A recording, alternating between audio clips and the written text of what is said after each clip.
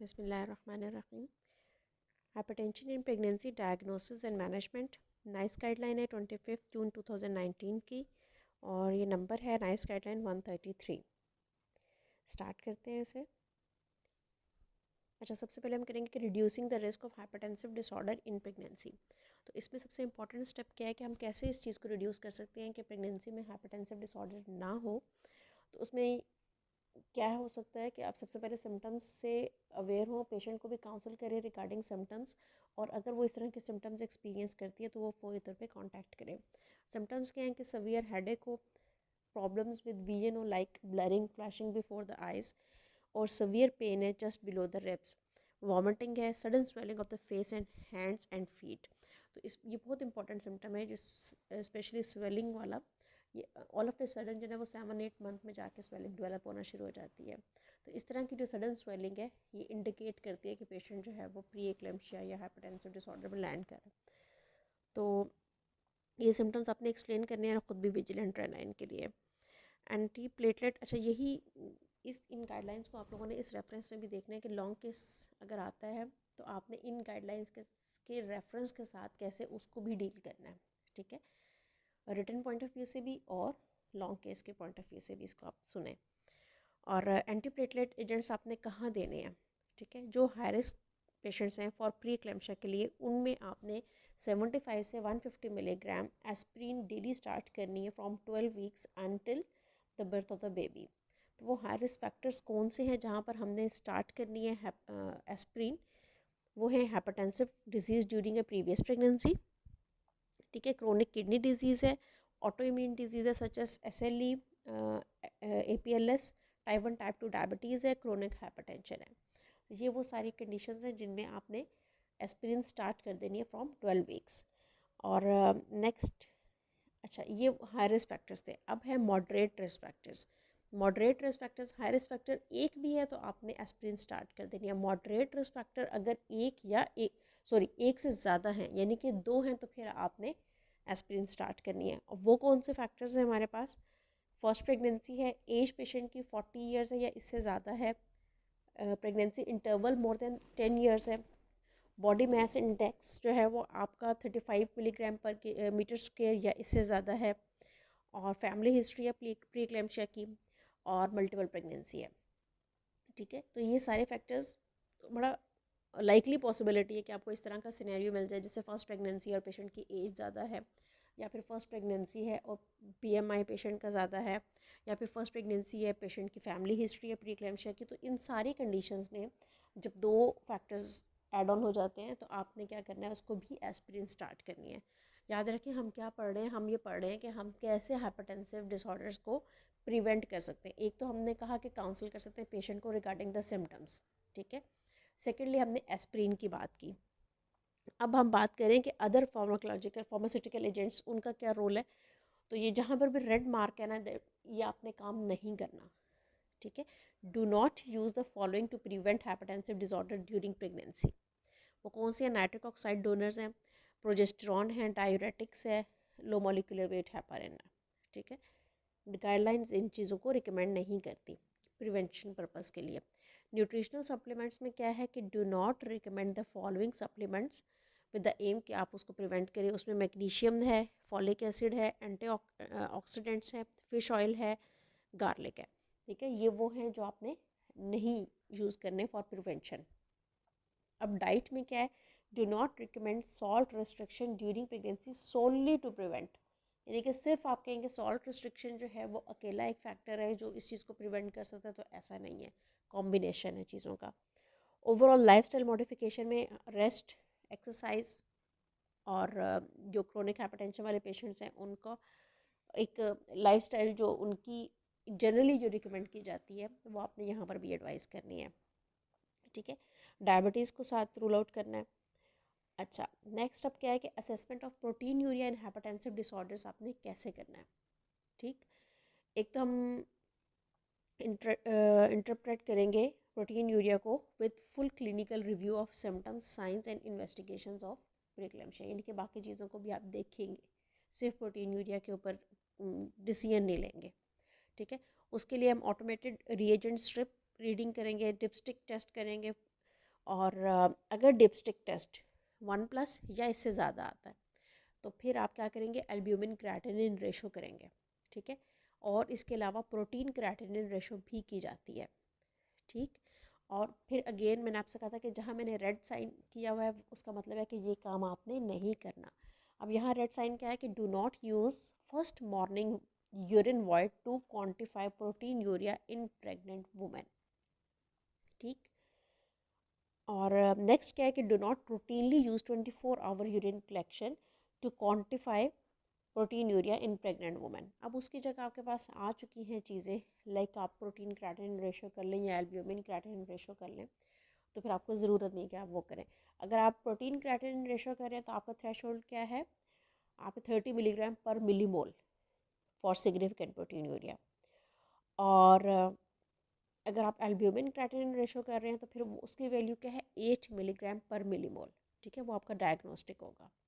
और अगर आपको इस वैल्यू पे आपकी क्लिनिकल सिचुएशन मैच नहीं करती है प्री एक्लेम्पशिया के साथ, तो फिर आप इसको रिपीट भी कर सकते हैं। ओके, नेक्स्ट क्या है कि management of chronic hypertension in pregnancy, ठीक। प्री प्रेगनेंसी एडवाइस क्या होगी पेशेंट की, डेफिनेटली एक तो उसकी ट्रीटमेंट को देखा जाएगा, जिसमें सबसे पहले आ जाता है कि वो हाइपरटेंशन को कंट्रोल करने के लिए अपने बीपी के लिए कौन सी मेडिकेशन यूज़ कर रही है।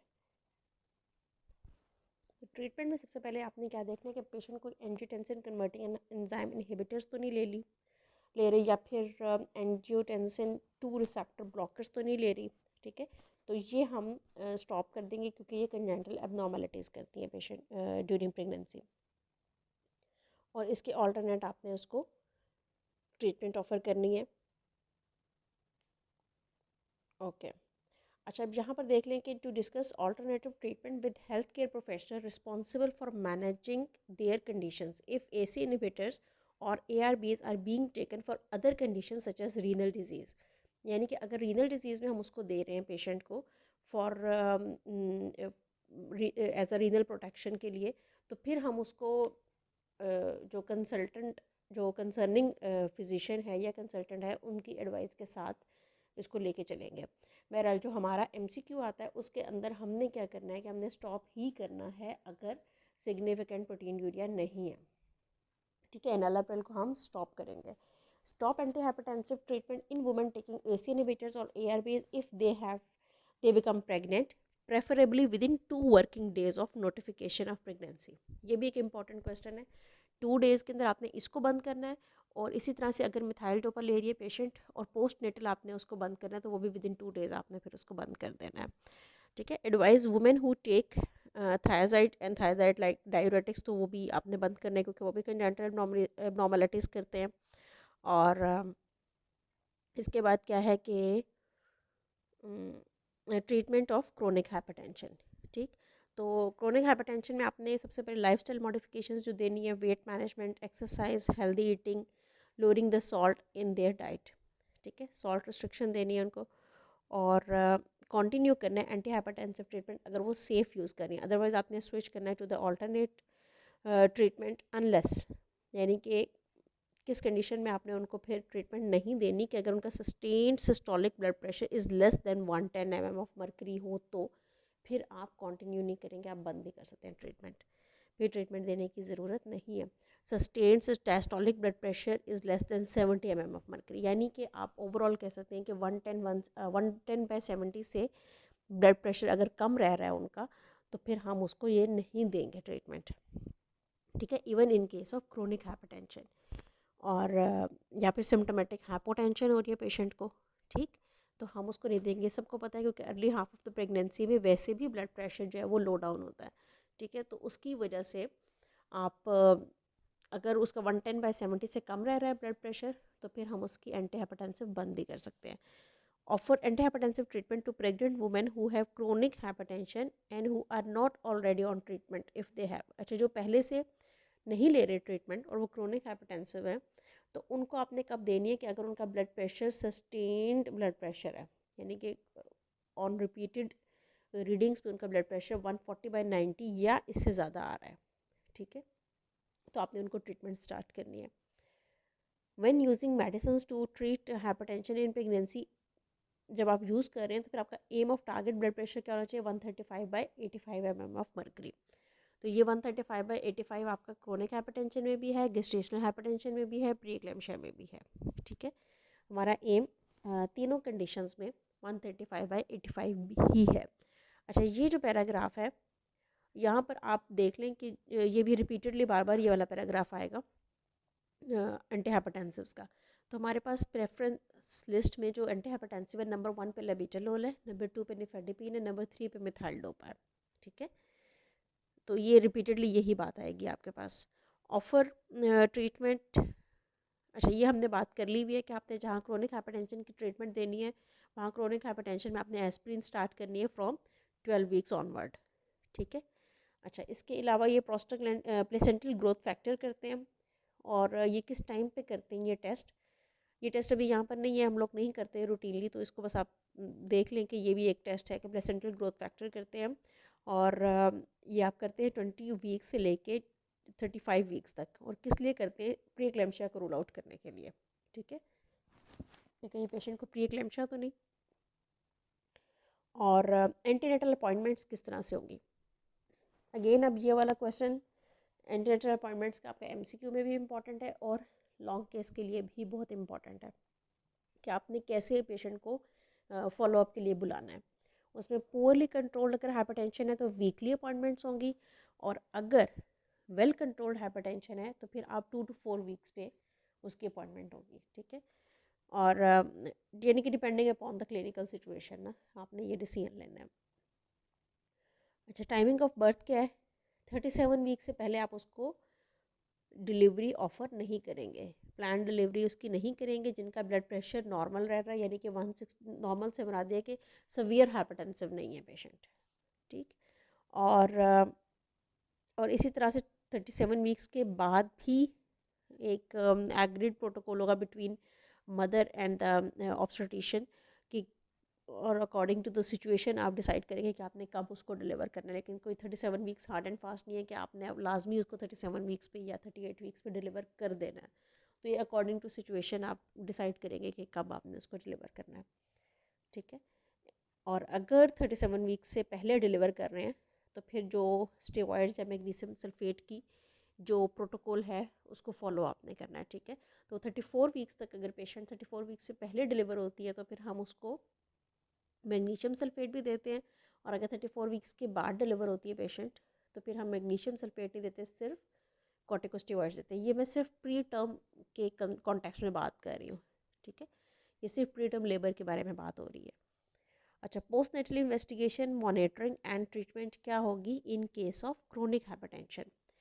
तो जो पेशेंट्स हैं क्रोनिक हाइपरटेंशन के डिलीवर हो जाते हैं उसके बाद आपने उनका ब्लड प्रेशर लेना है daily for first 2 days after birth, और फिर at least once between 3rd and 5th day after birth. और as clinically indicated if anti hypertensive treatment is changed after birth, अगर वो आप एंटी हाइपरटेंसिव ट्रीटमेंट चेंज करते हैं तो उस ट्रीटमेंट का इफेक्ट देखने के लिए अगर आपको रिपीटेडली करना पड़ता है तो वो एक अलग इंडिकेशन है for checking blood pressure. In women with chronic hypertension who have given birth, aim to keep blood pressure कितना हमारा पास होना चाहिए, हमारा एम है 140/90, इससे कम रहे। और ड्यूरिंग प्रेगनेंसी हमारा क्या था, एम 135/85। तो continue anti hypertensive treatment if required, तो वो अकॉर्डिंग टू द सेक्शन हम पढ़ेंगे अभी 1.9 में भी पढ़ते हैं। और एक रिव्यू देना है आपने उसका एंटी हाइपरटेंसिव ट्रीटमेंट के लिए 2 वीक्स आफ्टर बर्थ, और वो रिव्यू होगा जीपी के साथ, जनरल प्रैक्टिशनर के साथ या फिर स्पेशलिस्ट के साथ। और if a women has taken methyl dopa to treat, वही बात जो हमने की थी कि उसको स्टॉप कर देना, अगर वो मिथाइल डोपा ले रही थी पहले तो with in 2 days of birth उसको हम स्टॉप कर देंगे। और offer women with chronic hypertension medical review उसको देना है 6 to 8 weeks after the birth, again वही जनरल प्रैक्टिशनर या फिर स्पेशलिस्ट से। ठीक, ऑफ कोर्स पेशेंट वैसे भी क्रोनिक हाइपरटेंसिव है। Okay, now management of gestational hypertension.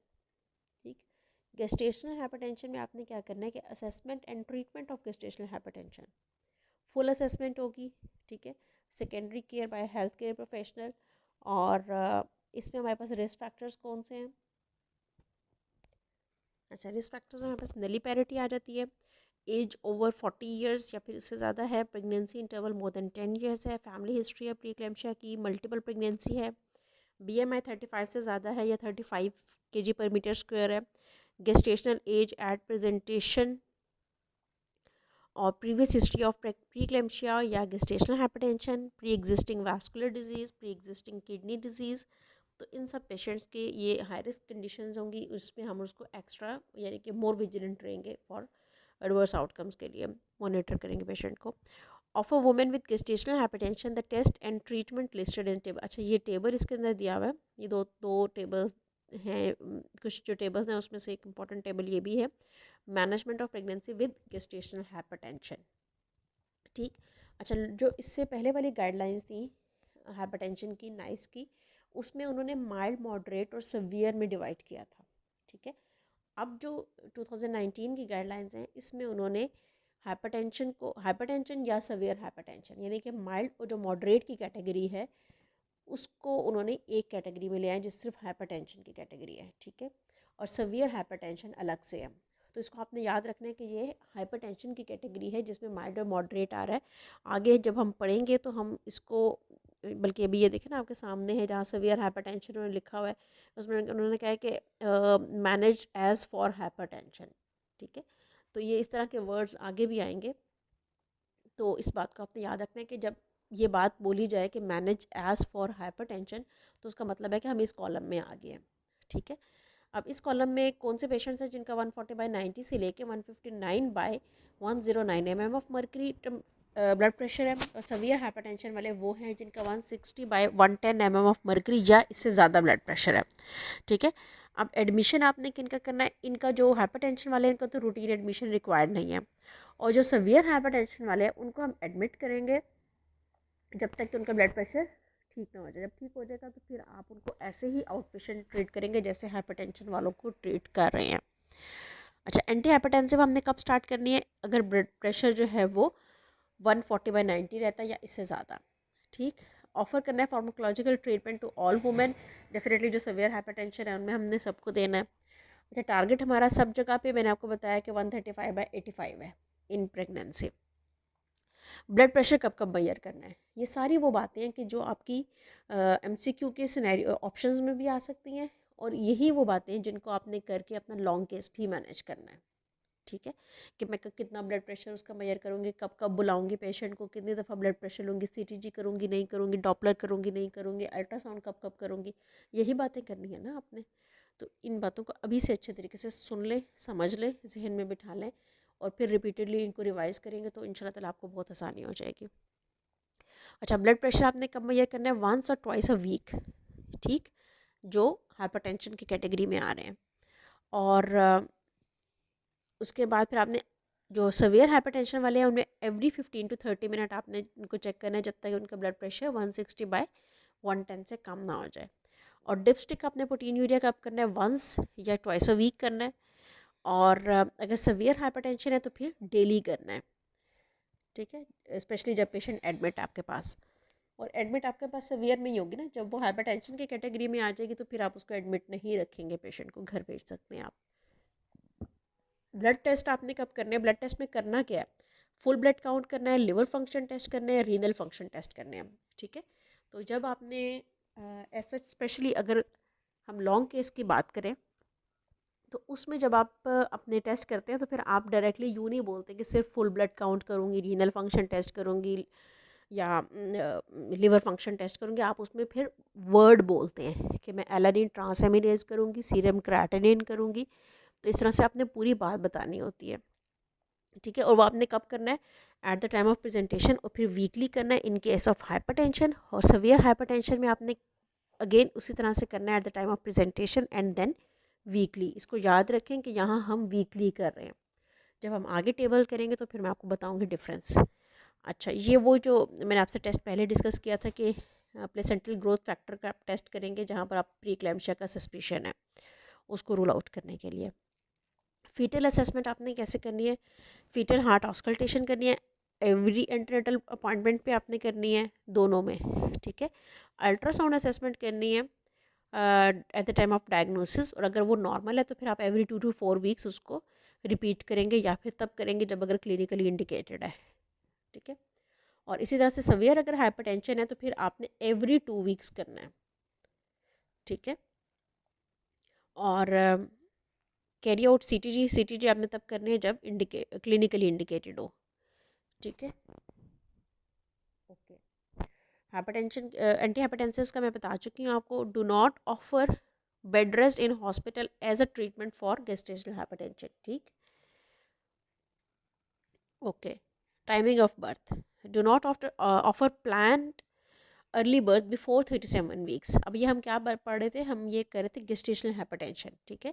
तो उसमें भी हमें 37 वीक से पहले नहीं करना, और जिनका ब्लड प्रेशर 160/110 से कम है, और जिनका और उसके बाद भी 37 वीक्स के बाद भी आपने सिनेरियो देखना है, इंडिविजुअलाइज करना है, और मदर और ऑब्स्टेट्रिशियन के दरमियान एक एग्रीड प्रोटोकॉल होगा कि कब डिलीवर करना है, ठीक है। लेकिन हार्ड एंड फास्ट नहीं है कि आपने ऐसे कब करना है, और अगर पहले करना पड़ता है तो उसी तरह गाइडलाइंस के अकॉर्डिंग आप स्टेरॉइड्स और मैग्नीशियम सल्फेट देंगे। अच्छा, post natal investigation, monitoring and treatment. अब ये गेस्टेशनल हाइपरटेंशन में आपने पोस्ट नेटली कैसे करना है, डेली ब्लड प्रेशर चेक करना है फॉर 2 डेज़, उसमें भी यही था। एटलीस्ट वंस आपने ब्लड प्रेशर चेक करना है between day 3 and day 5 after birth, ठीक, एज क्लिनिकली इंडिकेटेड अगर एंटी हाइपरटेंसिव आप चेंज करते हैं। अब ये देखें ना, अगेन ये वही बातें हैं जो आपने अपने रिटर्न में भी करनी है, अपने वाइवा में भी यही करनी है। तो साइड बाय साइड आपकी ये रिटर्न और वाइवा दोनों की प्रिपरेशन हो रही है।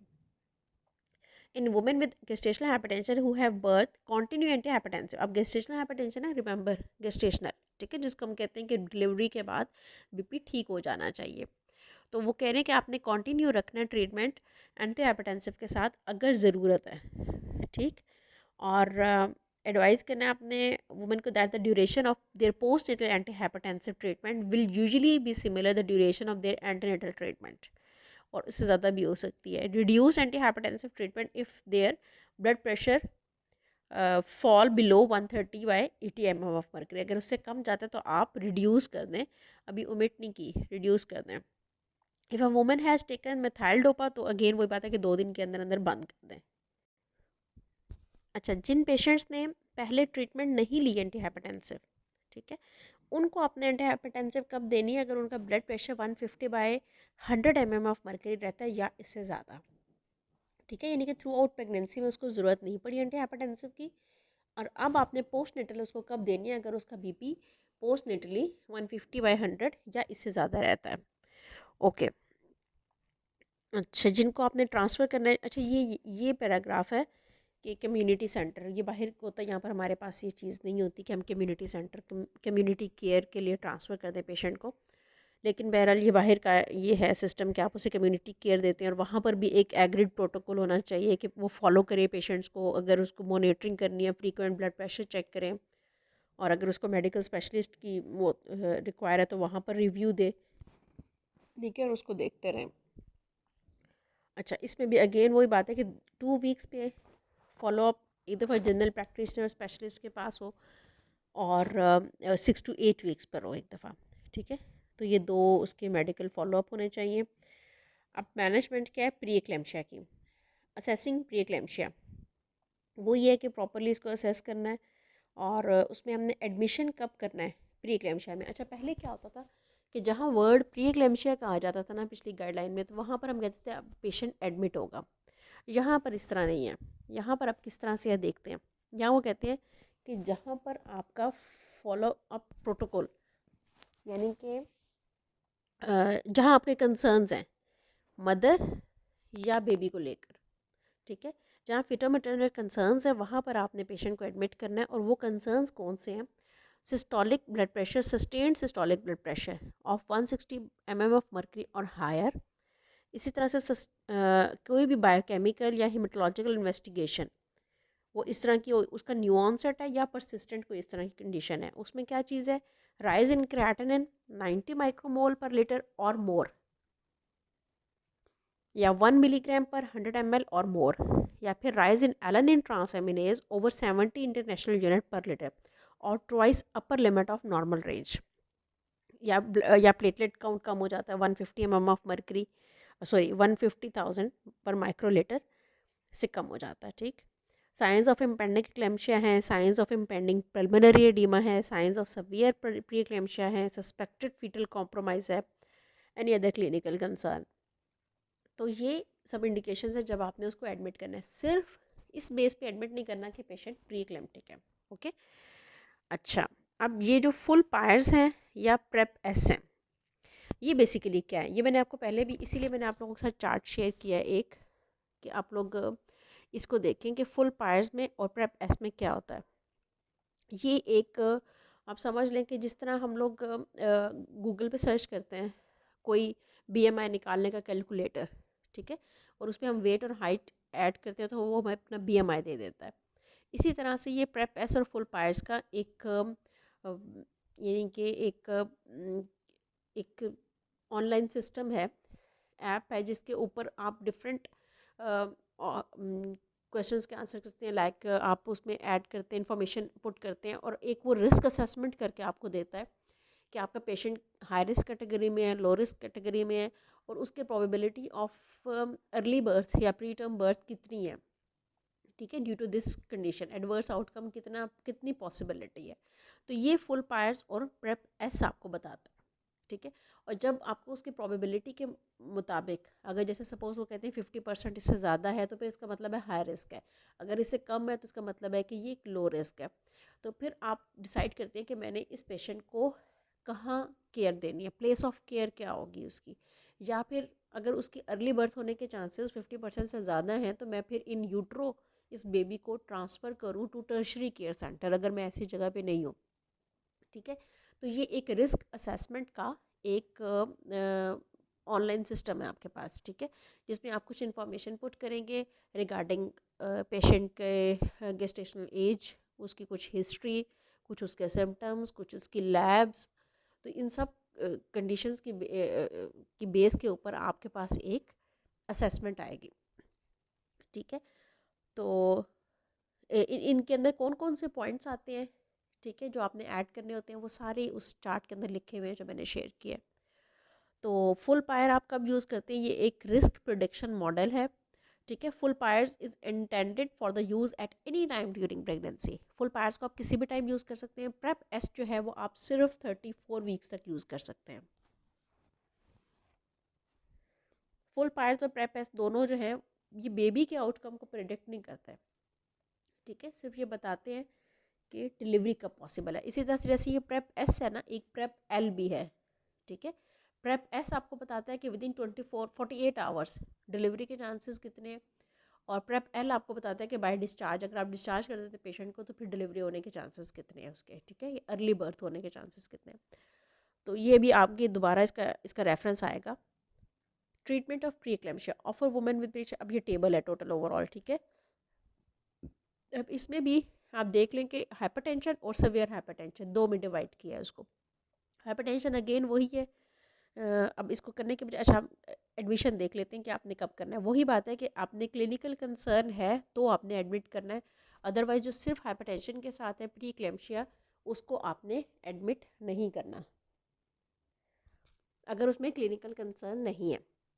जैसे मैंने आपको बताया ऊपर क्लिनिकल कंसर्न्स के कोई हिमेटोलॉजिकल कंडीशन ऐसी है, कोई फिटल कॉम्प्रोमाइज़ है, कोई इम्पेंडिंग क्लैम्शिया है, कोई इम्पेंडिंग पल्मोनरी एडीमा डेवलप हो रहा है, तो इन सारी कंडीशंस में आपने उसको एडमिट करना है। और इसी तरह से अगर सवियर हाइपरटेंशन है तो फिर आपने एडमिट करना है, जब उसकी ब्लड प्रेशर कंट्रोल हो जाएगा, वो हाइपरटेंशन की रेंज में आ जाएगा, तो फिर आपने उसी बेस पे उसको ट्रीट करना है। या फिर दूसरी कंडीशन के फुल पायर्स प्रेप जो है ना वो हाई रिस्क प्रिडिक्शन आपको दे रहा है। ठीक है, तो फिर आप उसको एडमिट करेंगे। अच्छा, आपने एंटी हाइपरटेंसिव ट्रीटमेंट तभी देनी है, वो सेम प्रोटोकॉल है जब 140/90 से ज़्यादा हो। एम ऑफ मैनेजमेंट आपकी वही, एम फॉर ब्लड प्रेशर आपका वही है 135/85 ऑफ मर्करी। और अच्छा, ब्लड प्रेशर आपने मैयर कितना करना है। ठीक है, उसमें हमने ट्वाइस वीकली किया था जब पहले हम करते गेस्टेशनल हाइपरटेंशन में, और अब एटलीस्ट एवरी 48 आवर्स आपने उसको मैयर करना है।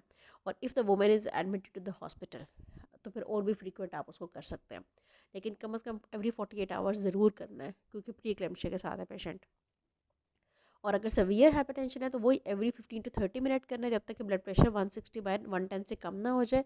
और पेशेंट जब एडमिटेड है, इन पेशेंट है, तो 4 टाइम्स आपने डेली उसका करना है depending on the clinical scenario. और प्रोटीन यूरिया, अच्छा, अब प्री क्लेम्शिया जब आप एक दफ़ा डिक्लेयर कर देते हैं, क्वांटिफिकेशन एक दफ़ा कर देते हैं, तो उसके बार बार हम क्वांटिफाई नहीं करते, ठीक है, ये बात हम पहले भी पढ़ी हुई है।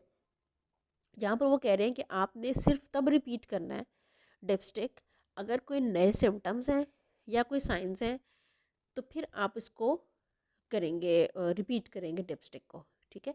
और इसी तरह से सवियर हाइपरटेंशन में भी तो आप डिपस्टिक को रिपीट कर सकते हैं, ठीक है, क्वांटिफिकेशन की बात नहीं हो रही। ब्लड टेस्ट कौन से करने हैं, वही full blood count, renal liver function test और रीनल फंक्शन टेस्ट आपने ट्वाइस अ वीक करने हैं, वहाँ हम वीकली कर रहे थे। और अगर सवियर हाइपरटेंशन विद प्रीक्लेम्शिया है तो फिर आपने 3 टाइम्स अ वीक करने हैं, ठीक।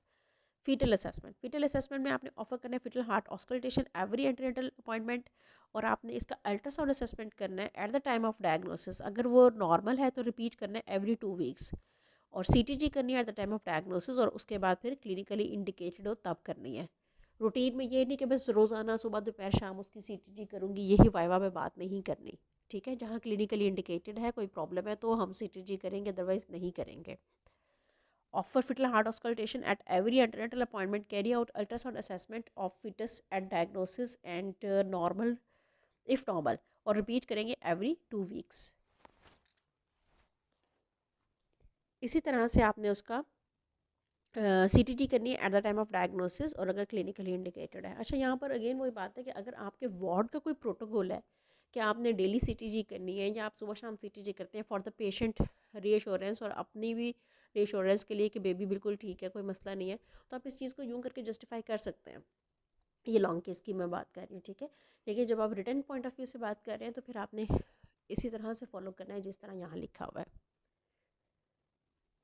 अच्छा, अगेन वही प्रेफरेंस लिस्ट है कि आपने कैसे कैसे एंटी हाइपरटेंसिव देनी है। लेबेटालोल पहले नंबर पे है, दूसरे नंबर पे निफेटिपिन है, थर्ड नंबर पे मिथाइलडोपा है।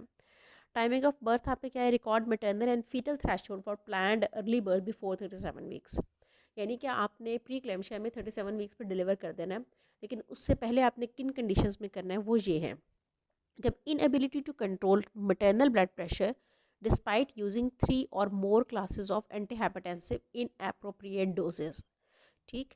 Number 2, maternal pulse oximetry less than 90% or progressive deterioration in liver function, renal function, hemolysis, whole platelet count, ठीक।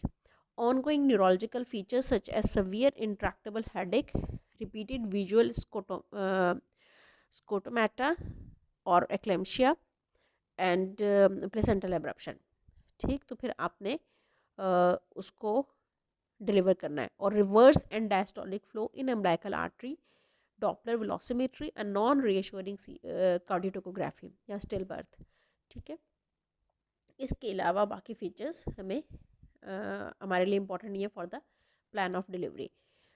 ओके, इन्वॉल्व करना है सीनियर ऑब्स्टेट्रिशियन को, डिस्कस करना है एनेस्थेटिक टीम के साथ और न्यूनेटल टीम के साथ। अगर आप समझ रहे हैं कि वो अर्ली डिलीवर हो जाएगी और कोई कंसर्न है, उसका न्यूनेटल कॉम्प्लिकेशन आप एंटिसिपेट कर रहे हैं, और ऑफ़र करना है IV magnesium sulphate course of steroid, जिस तरह से पहले हमने बात की। और ये टाइमिंग ऑफ बर्थ का बहुत प्यारा टेबल बना हुआ है विद प्री क्लेम्शिया। इसमें वही सारी बातें जो हम कर चुके हैं कि अगर 34 वीक से पहले वो डिलीवर करना पड़ता है आपको, तो आपने मैग्नीशियम सल्फेट भी देना है, स्टेरॉइड भी देना है, again in reference to the pre term birth. आपको पता है मैग्नीशियम सल्फेट देते हैं to prevent cerebral palsy for pre term birth में, ठीक है। कॉर्टिकोस्टेरॉइड्स तो सबको पता ही है कि देते हैं। और 34 से 36 प्लस 6 वीक्स हम देते हैं, उसमें हम उसको स्टेरॉइड्स देंगे, मैग्नीशियम सल्फेट नहीं देंगे। और जब 37 वीक से उसके बाद डिलीवरी करनी है, आ गई है पेशेंट आपके पास प्री क्लेम्शिया के साथ, तो फिर आपने 24 से 48 आवर्स के अंदर उसको डिलीवर करना है। Okay, post natal investigation, monitoring and treatment including after discharge from critical care. अगर क्रिटिकल केयर में पेशेंट थी और वहाँ से डिस्चार्ज हुई है तो आपने क्या क्या करना है, और वैसे भी प्री क्लेम्शिया में पोस्ट नेटल आपने क्या करना है। इन वुमेन विद प्री क्लेम्शिया, अब पहली कैटेगरी उन लोगों की है जहाँ पर ओके पोस्ट नेटल आपने जो पेशेंट एंटी हाइपरटेंसिव जिन्होंने नहीं लिया, पहली कैटेगरी उनकी है। उनका अपने ब्लड प्रेशर चेक करना है 4 times a day while women is in patient at least once between 3 and 5 day after birth. On alternate days until normal, तब तक आपने ऑल्टरनेट डेज पे लेना है जब तक नॉर्मल हो जाए। इफ़ ब्लड प्रेशर वॉज एब नॉर्मल ऑन डे 3 to 5, उस पर एब नॉर्मल है तो फिर आपने ऑन ऑल्टरनेट लेना है। अच्छा, अब जिन्होंने एंटी हाइपरटेंसिव ट्रीटमेंट नहीं ली थ्रू आउट प्रेगनेंसी, तो आपने उनको कब स्टार्ट करनी है? अगेन वही है प्रोटोकॉल के, अगर 150/100 mm ऑफ मर्करी या इससे ज़्यादा रहता है ब्लड प्रेशर, ठीक है। और पेशेंट से आपने पूछते रहना है कि कोई इसको सवियर हेडेक तो नहीं हो रहा है, एपिगैस्ट्रिक पेन तो नहीं हो रही। और जिन्होंने ट्रीटमेंट ली है उनको भी इसी तरह से 4 times a day आपने मॉनिटर करना है, every 1 to 2 day for up to 2 weeks after transfer to community care until women is off treatment and has no hypertension, ठीक है। तो एवरी ऑल्टरनेट डे आपने उसको चेक करते रहना ब्लड प्रेशर 2 हफ्ते तक, ठीक है। कम्युनिटी केयर में ये सारे काम होंगे।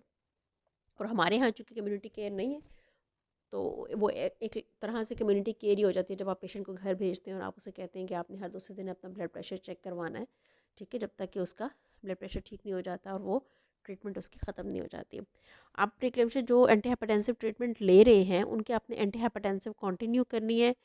और कंसीडर रिड्यूसिंग एंटी हाइपरटेंसिव कब करना है? जब उनका ब्लड प्रेशर फॉल करता है बिलो 140/90, और रिड्यूस कर देनी है anti hypertensive treatment if their blood pressure falls below 130/80 mm of mercury, ठीक है। अगेन वही बात कि मिथाइल टोपा ले रही है तो 2 दिन के अंदर अंदर बंद कर देनी है। और फिर कम्युनिटी केयर में जो आपने उसको भेजा तो उसके लिए प्रॉपर केयर प्लान होना चाहिए कि और इफ़ अच्छा हाँ सच, कि आपने कब उसको कम्युनिटी केयर में रेफ़र करना है, आपने वहाँ पर ट्रांसफ़र कब करना है। तो उसका क्राइटेरिया क्या है कि कोई सिम्टम प्री एक्लेम्पशिया के ना हो, ब्लड प्रेशर विद या विदाउट ट्रीटमेंट उसका 150/100 mm ऑफ मर्करी या इससे कम हो, और ब्लड टेस्ट रिजल्ट जो हैं वो स्टेबल हों या इम्प्रूव कर रहे हों, ठीक।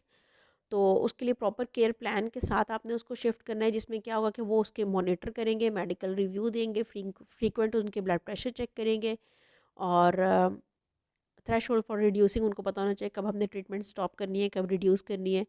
Indication for referral to primary care for blood pressure review, self monitoring for symptoms, तो इन सारी चीज़ों के साथ। और बाकी वही 2 weeks पे रिव्यू है और फिर 6 to 8 weeks के बाद रिव्यू है उनका, ठीक। हेमेटोलॉजिकल एंड बायोकेमिकल मॉनिटरिंग कैसे होगी? आफ्टर डिलीवरी वो ये है कि आपने 42 से 72 आवर्स के बाद उसका एक दफ़ा प्लेटलेट काउंट, ट्रांसएमिनेजेस और सीरम क्रिएटिनिन ज़रूर करना है। और फिर अगर वो उस पर नॉर्मल है तो दोबारा रिपीट करने की ज़रूरत नहीं है। और अगर नॉर्मल नहीं है, ये पहले उसके प्रेगनेंसी में अब नॉर्मल थे, तो फिर आपने अकॉर्डिंग टू जो क्लिनिकली इंडिकेटेड है उसके अकॉर्डिंग आपने करना है। और in women with preeclampsia who have given birth carry out urinary reagent strip test 6 to 8 weeks, ठीक है, जिनका प्री क्लेम्पशिया है उनका। अच्छा, अब देखिए थ्रू आउट उन्होंने कोई डिपस्टिक नहीं किया, ठीक है। उन्होंने कहा है कि 6 to 8 weeks पे जाके आपने उसका डिपस्टिक करना है। प्री क्लेम्पशिया वाले पेशेंट डिलीवर होगी तो आपने उसका थ्रू आउट डिपस्टिक नहीं करते रहना। सिर्फ 48 आवर्स के बाद उन्होंने क्या किया है? क्रिएटिनिन किया है, बल्कि 24 भी लिखा हुआ है ना शायद, हाँ नहीं, 48 से 72 आवर्स, 24 आवर्स भी नहीं है, 48 से 72 आवर्स के बाद क्रिएटिनिन किया है, अरेनिन ट्रांसएमिनेज किया है, और प्लेटलेट काउंट किया, बस 3 चीज़ें, ठीक है। कोई डिपस्टिक रिपीटेडली पोस्ट ऑप में नहीं हो रहा या पोस्ट नेटल पीरियड में नहीं हो रहा, 6 to 8 weeks पे किया है। अगर वहाँ पर उसका कुछ नॉर्मलिटी आती है या नहीं आती तो उसके अकॉर्डिंग फर्दर डिसाइड करेंगे। और फर्दर रिव्यू जनरल प्रैक्टिशनर को 3 months after the birth to assess कि वो किडनी फंक्शन असेस कर ले, ठीक है, 3 months। अच्छा, consider referring women with an abnormal kidney function assessment at 3 months for a specialist kidney assessment in line with NICE guideline, ठीक है।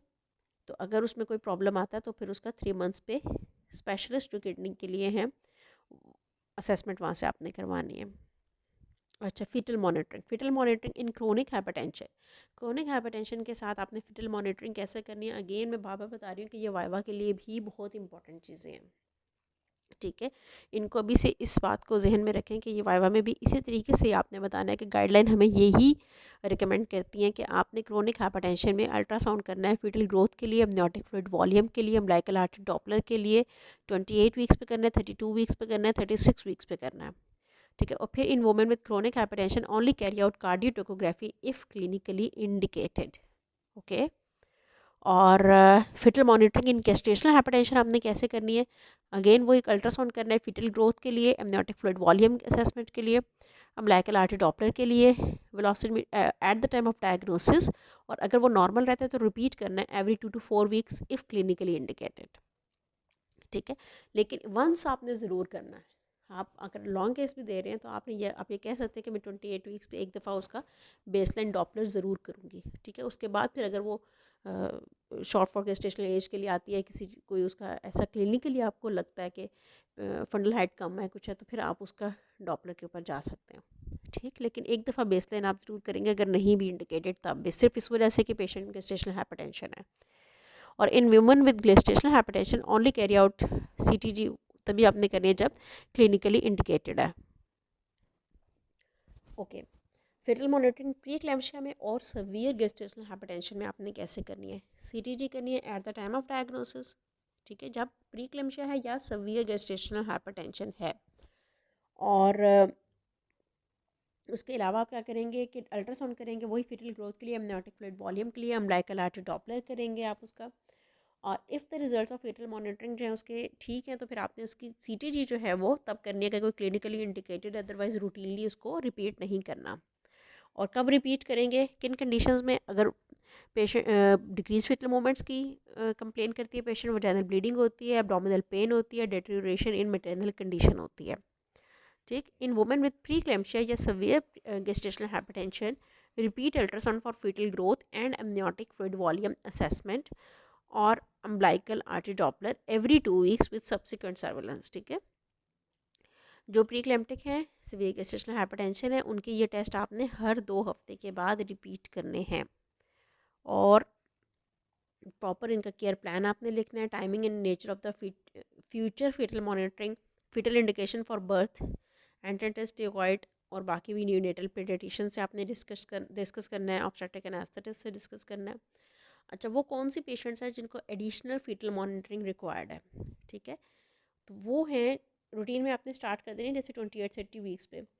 तो अगर प्रीवियस प्रेगनेंसी में पेशेंट को हाइपरटेंशन या प्रीक्लैम्शिया डेवलप हुआ है, ठीक है, तो जो प्रीवियस गेस्टेशनल एज है जिस पे उसका प्रॉब्लम बना था, उससे 2 हफ्ते पहले आपने अपनी नेक्स्ट प्रेगनेंसी में आपने फिटल मॉनिटरिंग स्टार्ट करनी है। अगेन ये बहुत इंपॉर्टेंट पॉइंट है for long case as well कि आपने उसमें सवियर प्रीक्लैम्शिया है, पेशेंट को ये इंडिकेशंस है ना कि प्रीवियसली उसकी क्या क्या कंडीशंस थी।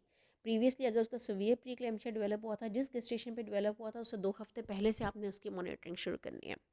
Preeclampsia that resulted in birth before 34 weeks, preeclampsia with a baby whose birth weight was less than 10 centile, IUD जब प्रीवियस जब भी IUD हुआ है उसे 2 हफ्ते पहले से आपने मॉनिटरिंग शुरू कर देनी है।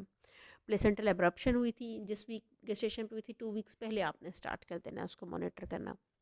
ठीक, और अगेन जिनकी आपने एडिशनल मॉनिटरिंग भी करनी है, सीटीजी आपने तभी करनी है जब क्लिनिकली इंडिकेटेड है। इंटरपार्टम केयर इसकी, ब्लड प्रेशर आप चेक करेंगे hourly with hypertension every 15 to 30 minutes, अगर उसका ब्लड प्रेशर जब तक 160/110 से कम नहीं हो जाता। और एंटी हाइपरटेंसिव कंटिन्यू रखेंगे, उसका हेमेटोलॉजिकल टेस्ट एक दफ़ा करवाएंगे, स्पेशली जब आपने रीजनल एनाल्जेसिया उसको देना है। और एपिड्यूरल एनाल्जेसिया में आपने इंपॉर्टेंट चीज़ क्या है कि प्री लोड सवियर प्रीक्लैम्शिया वाले पेशेंट को नहीं करना। ठीक है, अगर आप उसको लो डोज एपिड्यूरल एनाल्जेसिया देने लगे हैं या कंबाइंड स्पाइनल एपिड्यूरल एनाल्जेसिया देने लगे हैं तो आपने उसको प्रीलोड नहीं करना। ठीक है, सेकंड स्टेज ऑफ लेबर में आपने क्या करना है, do not limit second stage of labour duration of, आपने अगर ब्लड प्रेशर कंट्रोल है तो आपको उसको लिमिट करने की ज़रूरत नहीं है। और अगर आप को लगता है कि हाइपरटेंशन जो है वो ट्रीटमेंट को रिस्पॉन्स नहीं कर रही है या सीवियर हाइपरटेंसिव है पेशेंट, तो फिर आप ऑपरेटिव या असिस्टेड बर्थ जो है वो सेकंड स्टेज में कंसिडर कर सकते हैं।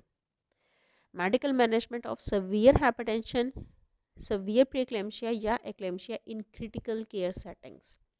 ठीक है, एंटी कन्वल्सेंट्स आपने देने हैं कहाँ पर, जहाँ पेशेंट सीवियर हाइपरटेंसिव है, सीवियर प्रीक्लैम्शिया है या फिट है, एक्लेम्टिक फिट है, इंट्रावेनस आपने उसको मैग्नीशियम सल्फेट देना है।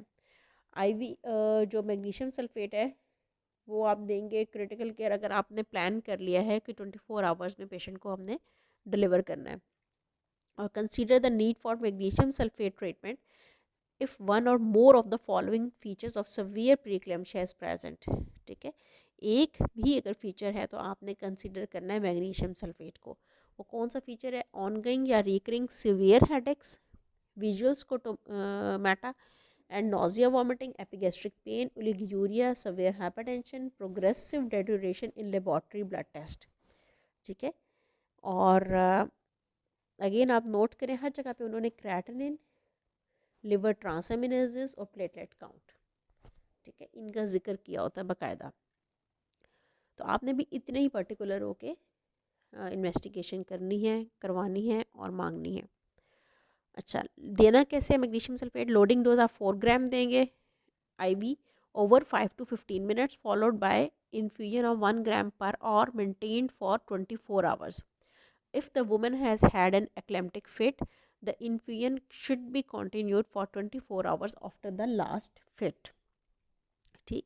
अच्छा, ये जो बात इतने आराम से कर दी ना कि 4 ग्राम IV आपने उसको लोडिंग डोज देनी है 5 to 15 मिनट्स, तो ये आपको बड़ा ही प्रिसाइज पता होना चाहिए कि आपने ये 4 ग्राम की डोज कब, कैसे और कितनी बनानी है, कितनी ब्यूरेट में कितना आपने सलाइन लेना है, कितनी इंजेक्शन में होती है। ये सारी चीज़ें आपको अच्छे तरीके से पता होनी चाहिए कि 1 ml में 2 ml में कितना मिलीग्राम जो मैग्नीशियम सल्फेट होता है। ठीक है, और कैसे उसको बनाएंगे, कितने ड्रॉप्स पे चलाएंगे, वो कितनी देर में चली जाएगी। ठीक है, तो ये चीज़ें शो करती हैं कि आप कितना प्रैक्टिकली ये काम करते भी हैं। जो 1 ग्राम आपने पर आवर देनी है वो आपने किस तरह से बनानी है और किस तरह से आपने देनी है और कितने ड्रॉप्स पे आपने देनी है। ठीक है, और फिर उसके साथ मॉनिटरिंग क्या करनी है मैग्नीशियम सल्फेट की, ये सारी चीज़ें आपने मुझे बतानी है, आपका होमवर्क है। ठीक है, recurrent fits should be treated with further dose of 2 to 4 gram intravenously over 5 to 15 minutes. ठीक, do not use diazepam, phenytoin या other anti convulsant as an alternative. Use कर सकते हैं, एज एन ऑल्टरनेटिव नहीं use करना है कि magnesium sulphate को छोड़ के हम डायज़ेपाम और बाकी सारी चीज़ें देना शुरू कर दें। एंटी हाइपरटेंसिव में क्या है कि वही है कि सबसे पहले स्पेशली जो क्रिटिकल केयर वाले पेशेंट्स हैं, ठीक है, उनमें आपने लेबिटालोल देना है, ओरल दें या IV दें, ओरल निफेडेपिन देना है या IV हाइड्रोलाजीन देना है। ठीक है, in women with severe hypertension who are in critical care, उनको आपने मॉनिटर करना है उनके रिस्पॉन्स को कि वो ट्रीटमेंट को कैसे, उनका ब्लड प्रेशर कम हो रहा है, एडवर्स इफेक्ट्स बेबी पे या वुमेन पे तो नहीं आ रहे, और ट्रीटमेंट को आपने मॉडिफाई करना है अकॉर्डिंगली।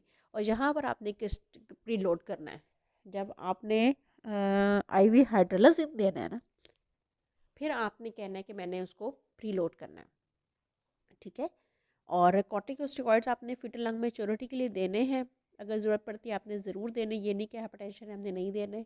हेल्प को ट्रीट करने के लिए रूटीन में आपने कॉर्टिकोस्टेरॉइड्स नहीं देने, और अगेन वही बात कि वॉल्यूम एक्सपेंशन हमने नहीं करनी रूटीनली अनलेस कि हम उसको हाइड्रोलाजिन देने लगे हैं। अच्छा, जो पेशेंट्स हैं उनमें सवियर प्रीक्लेम्शिया के साथ आपने जो फ्लूइड देना है वो आपने 80 ml पर आवर तक लिमिट करना है। ठीक है, caesarean section versus induction of labour ये अकॉर्डिंग टू क्लिनिकल सर्कमस्टांसेस है। और ये लेवल्स भी मैंने आप लोग के साथ शेयर किए हैं कि लेवल 1 केयर क्या होती है, लेवल 2 केयर क्या होती है और लेवल 3 केयर क्या होती है। ठीक है, अब इस लेवल 3 केयर की indication in case of hypertension क्या है? वो है सवियर प्रीक्लेम्शिया, जहाँ पर वेंटिलेशन की ज़रूरत पड़े। और लेवल 2 की केयर कहाँ पे देनी है? जहाँ एक्लेम्शिया है, हेल्प सिंड्रोम है, हेमरेज है, हाइपरकैलेमिया है, सवियर ओलिगुरिया है, कोगुलेशन सपोर्ट चाहिए, इंट्रावेनस एंटी हाइपरटेंसिव ट्रीटमेंट देनी है, initial stabilisation of severe hypertension required है, या एविडेंस ऑफ कार्डियक फेलियर है, एबनॉर्मल न्यूरोलॉजी है, तो लेवल 2 केयर है। लेवल 1 केयर कहाँ है? जहाँ प्री क्लेम्शिया विद हाइपरटेंशन है, ongoing conservative antenatal management है with of severe preterm hypertension. ठीक है, और यहाँ पे step down treatment after birth. Okay, तो ये लेवल्स हैं, और लेवल की आगे से डेफिनेशन क्या है वो आपके साथ शेयर कर दिया। Anti hypertensive treatment during the post natal period including during breast feeding. ठीक है, तो उस दौरान आपने क्या देना है? अपने वुमेन को एडवाइस करनी है विद जो हाइपरटेंशन के साथ है कि ब्रेस्ट फीड करा सकते हैं ट्रीटमेंट के साथ, लेकिन ऐसा नहीं है कि एंटी हाइपरटेंसिव जो है वो फीड में जाती नहीं है, वो जाएगी ज़रूर। और उसके लिए आप बेबी को भी मॉनिटर करते हैं कि उसमें कहीं हाइपोटेंशन के साइंस ना आए, और वो मैं आपको बताती हूँ कि बेबी के अंदर क्या हाइपोटेंशन के साइंस आपको मिलेंगे। वो है हमारे पास, ये देखें, आपने उसको मॉनिटर करना है फर्स्ट फ्यू वीक्स, और साथ में जब डिस्चार्ज करना है घर में भेजना है आप, तो आपने तब उसको साथ में कहना है कि देखते रहें किस कौन सा क्या साइंस होंगे। अगर हाइपोटेंशन में जाएगा बेबी, ड्राउजीनेस हो सकती है, लेथार्जी हो सकती है, पैलर हो सकता है, कोल्ड पैराफ्रीज हो सकती है, पुअर फीडिंग हो सकती है। ठीक, नलाप्रिल ऑफर करनी है आप उसको, नलाप्रिल दे सकते हैं पोस्ट नेटल पीरियड में with appropriate monitoring of maternal renal function and serum potassium. और एफ्रिक्रेबियन जो वुमेंस हैं उनको आप इसके अलावा नुफेडिपिन दे सकते हैं, एमलोडिपिन दे सकते हैं, और कॉम्बिनेशन भी दे सकते हैं। कॉम्बिनेशन आप कैसे देंगे, नुफेडिपिन के साथ एनालाप्रिल भी आप ऐड कर सकते हैं। ठीक है, एटिनोलोल या फिर लिबिटालोल भी आप कॉम्बिनेशन में ऐड कर सकते हैं, या फिर इसमें से एक मेडिसिन जैसे निफेडिपिन और एनालाप्रिल है, इनके साथ भी आप एटिनोलोल या लिबिटालोल को ऐड कर सकते हैं, इसमें से एक को क्विट करके भी आप ऐड कर सकते हैं। ठीक है, और उसके बाद फिर आपने एंटी हाइपरटेंसिव जब ट्रीटमेंट देनी है, when treating women with anti hypertensive medication during post natal period use medicine that are taken. अच्छा हाँ, इसमें वंस डेली आपने कोशिश करना है कि वो आप मेडिसिन दें जो कि वंस डेली डोज के साथ हो, ताकि पेशेंट के लिए कन्वीनियंट हो लेना। डायूरेटिक्स को, एस इनहिबिटर्स को हाइपरटेंशन में पोस्ट नेटल पीरियड में जो फीड करा रही है पेशेंट्स, वहाँ पर कोशिश करें कि ना दें। ठीक है, जो एसी इनहिबिटर्स तो दे सकते हैं, लेकिन ये एंजियोटेंसिन रिसेप्टर ब्लॉकर्स को अवॉइड करें। ठीक है, और डायूरेटिक्स को। ओके,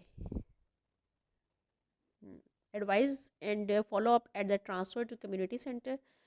हमने बात कर ली कि आपने उसको ये बताना है कि ओवरऑल जो हाइपरटेंशन टेंसिव डिसऑर्डर है, जो रिकरेंस है वो 1 in 5 है। ठीक है, तो ये भी एक टेबल है यहाँ पर हमारे पास, जिसमें उन्होंने डिफरेंट दिया हुआ है कि कितनी रिकरेंस कब कब है।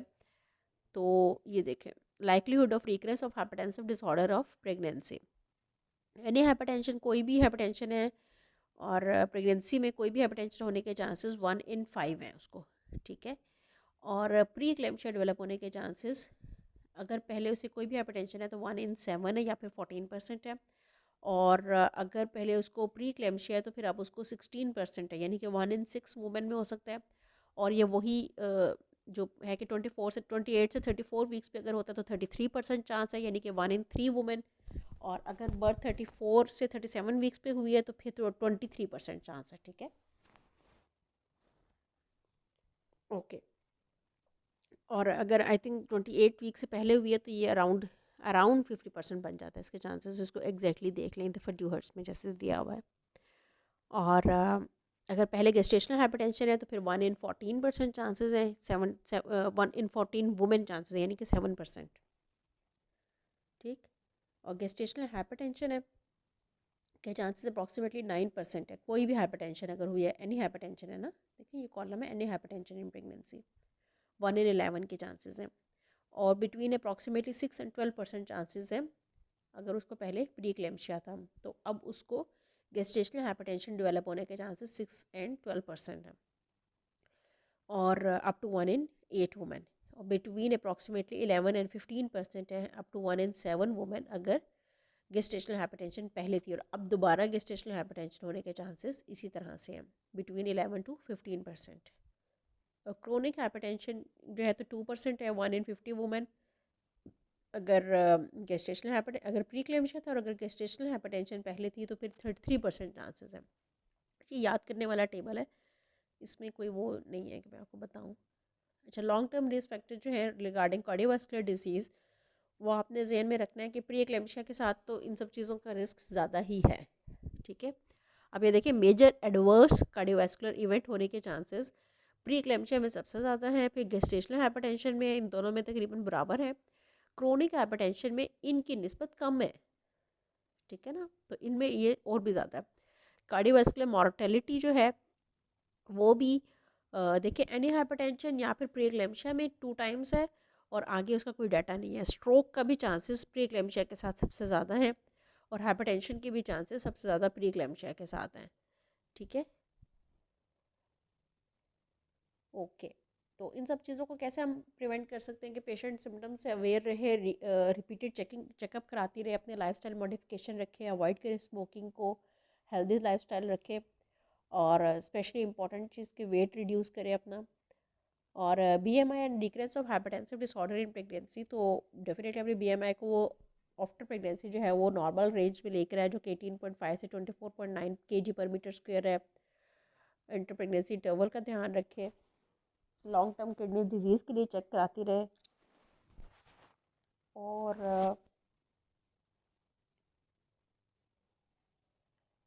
थ्रोम्बोफिलिया के लिए रूटीन में आपको स्क्रीन करने की ज़रूरत नहीं है। अच्छा, ये कुछ अब तकरीबन हमारी गाइडलाइंस अल्हम्दुलिल्लाह कंप्लीट हो गई हैं, और ये कुछ टर्म्स हैं, डेफिनेशंस हैं यहाँ पर एंड पे गाइडलाइंस के, कि हाइपरटेंशन, क्रोनिक हाइपरटेंशन हम किसे कहेंगे जो बुकिंग पे प्रेजेंट करेगी या बिफोर 20 वीक्स आपके पास आती है पेशेंट, ठीक है।